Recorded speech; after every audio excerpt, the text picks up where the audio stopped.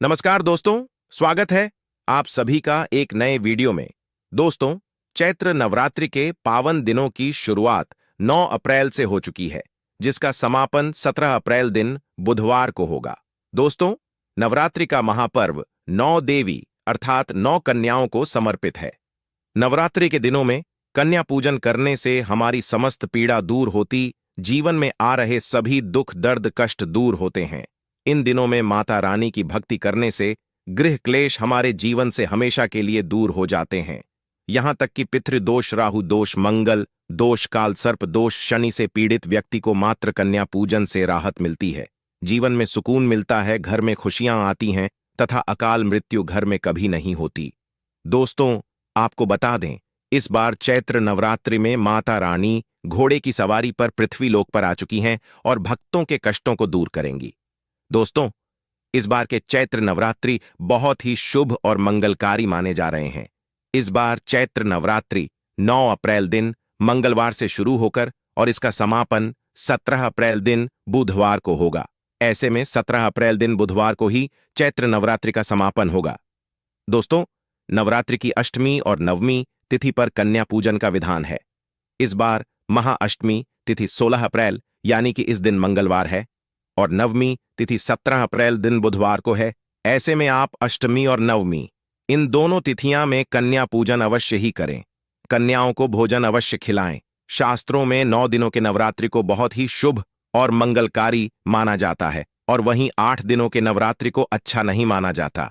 ऐसे में 10 दिनों के नवरात्रि बहुत ही शुभ माने गए हैं। शास्त्रों के अनुसार चैत्र नवरात्रि के दिनों में माता रानी का पूजन करने से, कन्या पूजन करने से मां अपने भक्तों को अभय वरदान प्रदान करती हैं। कुंडली में जो भी कष्ट होते हैं उन्हें ठीक कर देती है। श्रीधर की तरह ही सच्चे हृदय वाले व्यक्ति के सभी कष्टों का निवारण माता रानी शीघ्र ही दूर करती है। मां की उपासना से विनम्रता का विकास होता है। सभी कष्ट, दरिद्रता, दुख नष्ट हो जाते हैं। नवरात्रि में माता रानी का व्रत और पूजन किया जाता है, लेकिन नवरात्रि के दौरान सबसे ज्यादा महत्व होता है कन्या पूजन का। दोस्तों, कन्या माता रानी का ही रूप होती हैं। फूल की पंखुड़ियों की तरह नाजुक होती हैं। कन्या पूजन सर्वप्रिय और श्रेष्ठ है। कन्या के रूप में स्वयं जगदम्बा देवी माता, वैष्णो 9 देवियां अर्थात समस्त ब्रह्मांड इनके शरीर के कण कण में वास करते हैं। बहुत कम लोग जानते हैं, कन्याओं के मस्तक पर 33 कोटि देवी देवताओं का वास होता है। कन्या चाहे छोटी हो चाहे बड़ी हो, वह सदैव पूजनीय है, मां के समान मानी जाती है। आपको ये छोटी सी जानकारी बता दें कि शास्त्रों में हर वर्ष की कन्या का अलग ही महत्व होता है। अगर आप 2 साल की कन्या का पूजन करते हैं तो इससे आपके परिवार से दरिद्रता दूर होती है। 3 साल की कन्या को त्रिमूर्ति का रूप माना जाता है। इनका पूजन करने से आपके जीवन में धन धान्य की भरमार रहती है। 4 साल की कन्या को कल्याणी माना गया है, वहीं 5 साल की कन्या रोहिणी होती हैं। इन सभी का पूजन करने से व्यक्ति रोग मुक्त रहता है। 6 साल की कन्या को कालिका रूप माना गया है। इसके अलावा 7 साल की कन्या को चंडिका माना जाता है। अगर आप अपने घर में 8 साल की कन्या का पूजन करते हैं तो वह शांभवी कहलाती हैं। इसके अलावा 9 साल की कन्याओं को दुर्गा का रूप माना जाता है। 10 साल की कन्या सुभद्रा कहलाती हैं। इनका पूजन करने से भक्तों की मन की इच्छा पूरी होती है और जीवन में सकारात्मकता बनी रहती है। व्रत और उपासना से माता रानी इतना प्रसन्न नहीं होती है जितना कि कन्या पूजन से होती है। नवरात्रि में छोटी छोटी कन्याओं को माता रानी का स्वरूप माना जाता है। कन्याओं को भोग लगाया जाता है, उन्हें प्रसन्न किया जाता है और बदले में आशीर्वाद मांगा जाता है। कन्याओं को प्रसन्न करने के लिए गिफ्ट आदि उपहार वगैरह दिए जाते हैं। माना जाता है अगर कन्याओं को कोई भेंट दी जाए और वह उसे खुशी खुशी स्वीकार कर ले तो इसका मतलब है माता रानी अर्थात माता वैष्णव ने वह भेंट स्वीकार कर ली, जिनसे कन्याएं प्रसन्न होती हैं। तो समझो उन्हें माता रानी का आशीर्वाद मिल गया और माता रानी की कृपा से उन्हें मुंह मांगा वरदान प्राप्त होता है। कन्या पूजन कोई मामूली पूजन नहीं होता। समस्त ब्रह्मांड में जो पूजा होती है उनसे बढ़कर कन्या पूजन को माना जाता है। 100 बार यज्ञ करने से, 10 बार गंगा स्नान करने से जो पुण्य मिलता है वह मात्र एक बार कन्या पूजन करने से करोड़ों गुना भक्त को मिल जाता है। दोस्तों, इसीलिए कहा जाता है कि कन्याओं को सताना नहीं चाहिए। कन्याओं की जितनी सेवा की जाए कम ही होती है। कन्याएं कोई मामूली नहीं होती। कन्या के रूप में स्वयं उनके मस्तक पर विराजमान होकर स्वयं देवी चलकर आपके घर तक आती हैं। नवरात्रि में 2 साल से लेकर 10 साल तक की कन्या का पूजन करना चाहिए। अष्टमी अथवा नवमी को कन्याओं के पैर धोकर भोजन कराना, उपहार आदि देना श्रेष्ठ माना जाता है। नवरात्रि में मिलने वाले ऐसा मौका कभी हाथों से नहीं जाने देना चाहिए। इस दिन कन्याओं को आदर भाव से घर लेकर आएं। दोस्तों, वीडियो में आगे बढ़ने से पहले इस वीडियो को लाइक करके कमेंट में जय मां दुर्गा अवश्य लिख दे। अब जान लेते हैं कि कैसे करें कन्याओं का स्वागत। कन्या पूजन में कौन सी चीजें भूल से भी कन्याओं को नहीं खिलानी चाहिए। दोस्तों, कन्या जब आपके घर आए तब सभी कन्याओं के पैरों को दूध और पानी से धुलाना चाहिए। खासकर मर्दों को कन्याओं के पैर आवश्यक धोने चाहिए। इससे माता वैष्णो प्रसन्न होती हैं। उसके बाद कन्याओं को किसी साफ जगह पर जमीन पर कपड़ा बिछाकर बैठाना चाहिए। उनके माथे पर अक्षत फूल और कुमकुम लगाना चाहिए। फिर उसके बाद भोजन ग्रहण करवाना चाहिए। लेकिन हमेशा याद रहे, कन्याओं की थाली में 3 पूरियां कभी न रखें। इसे शुभ नहीं, घोर अशुभ माना जाता है। 3 पूरियां तथा 3 रोटियां मरने वाले व्यक्ति के लिए निकाली जाती हैं और जेल में बंद कैदियों के लिए दी जाती हैं। ऐसे में कन्याओं को उनकी थाली में 3 पूरी कभी ना दें, लेकिन एक एक करके या 2 पूरियां दे सकते हैं। इससे 3 संख्या बढ़ जाती है और दोष भी नहीं लगता। दोस्तों, कन्याओं को खाना खिलाने के बाद अंतिम में कन्याओं के सर पर लाल चुनरी उड़ाना चाहिए और भोजन में आपको खीर, पूरी, हलवा, चना तथा आलू की सब्जी, छोले वगैरह की सब्जी खिलानी चाहिए। पनीर आदि भी खिलाया जा सकता है। वैसे माता रानी का प्रिय भोजन खीर, हलवा, पूरी और छोले आदि ही है। लेकिन भूल से भी कन्या पूजन में लहसुन और प्याज का इस्तेमाल कभी ना करें, अन्यथा अनर्थ हो जाएगा। अक्सर कई लोग कन्याओं को कुरकुरे का पैकेट, चिप्स वगैरह का पैकेट खिलते हैं, जो कि घोर अनर्थ माना जाता है, क्योंकि इसमें लहसुन प्याज का इस्तेमाल होता है, जिसके कारण आपका व्रत खंडित हो सकता है। मां दुर्गा क्रोधित हो सकती हैं। जहां आपने 9 दिनों तक लहसुन प्याज का परहेज किया, लेकिन आपकी एक गलती पूरे व्रत को खंडित कर सकती है। इतना भी नादान नहीं बनना चाहिए कि माता रानी रूष्ट हो जाए और कन्याओं को भी अशुद्ध होना पड़े। कन्याओं को डब्बा बंद कोई भी ऐसी चीज ना खिलाएं जिसमें लहसुन प्याज होता है।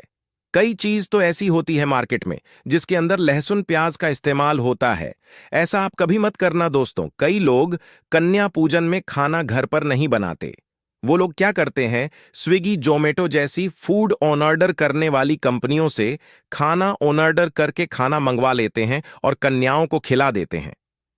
अरे भाई, अपने हाथों से बनाकर खिलाना है दोस्तों। कन्याओं को मार्केट से लाकर दही जलेबी खिलाना शुभ नहीं माना जाता। ऐसा खाना खिलाने से बचें दोस्तों। बाजार से लाकर खाना वो लोग खिलाते हैं जिनके घर में मान लीजिए कोई दुर्घटना आदि हो गई है, या फिर घर में कोई बीमार है या कोई मुसीबत है, तब वह ऐसा करते हैं। लेकिन अगर आप स्वस्थ हैं, आपको कोई पीड़ा नहीं है, तो ऐसा भूलकर भी नहीं करना चाहिए। माता रानी दही जलेबी नहीं, आपके हाथों का बना भोजन खाना चाहती है, आपका प्यार चाहती है। फिर चाहे आप घर में एक ही पूरी क्यों ना बनाएं माता के लिए, पर आप स्वयं ही अपने हाथों से माता रानी को भोजन खिलाएं। देखिए, भले ही आप दही जलेबी खिला सकते हैं, परंतु माता को घर का बना हुआ शुद्ध भोजन ही अति प्रिय है। खासकर नवरात्रों के दौरान घर में पक्का हुआ खाना अवश्य बनाना चाहिए। इससे माता रानी बहुत प्रसन्न होती है। घर में पक्का खाना ही कन्याओं को खिलाना चाहिए। हमेशा याद रखें, कन्याओं को प्लास्टिक के बने दोने में खाना नहीं खिलाना चाहिए। ऐसे बर्तन पूजा पाठ के लिए शुभ नहीं, ये अशुभ होते हैं, क्योंकि प्लास्टिक के ज्यादातर चाइनीज बर्तन जो होते हैं जानवरों की हड्डियों द्वारा बनाए जाते हैं। इसीलिए ऐसा पाप मत करना। कन्याओं को हमेशा स्टील के बर्तन या पत्तों से बने बर्तनों में ही भोजन कराना चाहिए। बहुत ही शुभ माना गया है। अगर पेड़ के पत्ते जैसे केले के पत्ते आदि पर भोजन कराते हैं तो माता अभय वरदान प्रदान करती है। दोस्तों, इस एक बात का आप विशेष ध्यान रखना, यदि नवरात्रि के अंतिम दिन यानी कि जिस दिन कन्या पूजन है, उस दिन कन्या पूजन में शुक्रवार का दिन पड़ जाए तो कन्याओं को कोई भी खट्टी चीज नहीं खिलाना चाहिए, क्योंकि शुक्रवार का दिन माता संतोषी को समर्पित होता है। और माता संतोषी नवरात्रों के दिनों में सक्रिय अवस्था में होती है, यानी वो भी 9 देवियों के साथ में आपके घर में आती हैं। और ऐसा आप नवरात्रि में ही नहीं बल्कि हर शुक्रवार के दिन ध्यान रखें। यदि आप कन्या पूजन कर रहे हो तो कई माताएं बहनें शुक्रवार का व्रत रखती हैं, तो वो विशेष ध्यान रखें। दोस्तों, भोजन कराने के बाद कन्याओं की थाली में एक लौंग जरूर रखना चाहिए, क्योंकि लौंग देवी शक्ति तथा दुर्गा मां को बहुत प्रिय है। लौंग माता शक्ति का प्रतीक होती है। लौंग में नव दुर्गा का वास होता है। इन 9 दिनों में माता रानी को लौंग का भोग भी लगाया जाता है, इसीलिए कन्याओं की भोजन थाली में एक लौंग जरूर रख दें। आपका भाग्य चमक जाएगा। माता लक्ष्मी आपके जीवन में धन की कोई भी कमी नहीं होने देंगी। दोस्तों, अब बात करते हैं कन्याओं को उपहार में क्या दें। कन्या पूजन में कन्याओं को खुश करने के लिए उनके हाथों में दक्षिणा दें। दक्षिणा आप अपने सामर्थ्य के हिसाब से दे सकते हैं। इससे आपके घर में संपन्नता बनी रहेगी तथा धन की कोई भी कमी नहीं होगी। कन्या जब आपके घर से खुशी खुशी धन लेकर जाती है तो माता रानी भी आपको खुशी खुशी कई गुना आपको धन प्रदान करती है। इस समय कंजूसी मत करना, खुशी खुशी कन्याओं को धन अवश्य देना। कन्याओं को कोई सुंदर गिफ्ट दे सकते हैं। शास्त्रों में बताया जाता है कि कन्या जितना खुश होती है, माता रानी उतनी ही जल्दी फल की प्राप्ति प्रदान करती है। ऐसे में आप कन्याओं को चॉकलेट या कोई उपहार बॉक्स दे सकते हैं तथा खूबसूरत कपड़े दे सकते हैं। स्टील के बर्तन भी गिफ्ट के तौर पर दे सकते हैं। याद रहे, काले कपड़े भूल से भी ना दें और कन्याओं को लोहे का कोई भी सामान नहीं देना चाहिए, नहीं तो राहु केतु का प्रभाव आपके जीवन में प्रवेश कर जाएगा। राहु काल तथा राहु दोष आपको लग जाएगा। आप बर्बाद भी हो सकते हैं। दोस्तों, जब कन्या अपने घर के लिए प्रस्थान करें तो उनके चरण जरूर छू लें और अपने मन में अपनी प्रार्थना को पूरा करें। सच्चे दिल से मांगी हुई मुराद माता दुर्गा अवश्य ही पूरी करती है।